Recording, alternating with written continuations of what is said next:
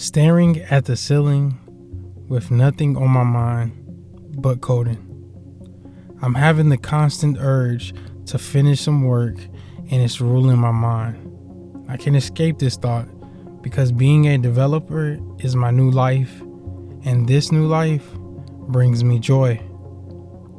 Focusing on one thing at a time, having a singular viewpoint allows me to lock in on the challenges ahead. But first, I need to make some breakfast because I'm not myself when I'm hungry.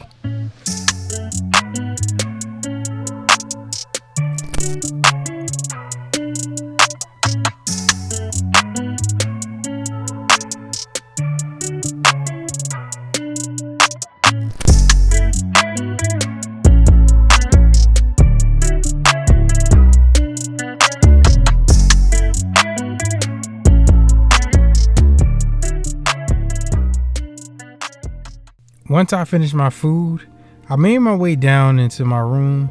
Then I whipped open my laptop, stretched my hands, laid down the keys, and began to orchestrate how to make a masterpiece with minimal code.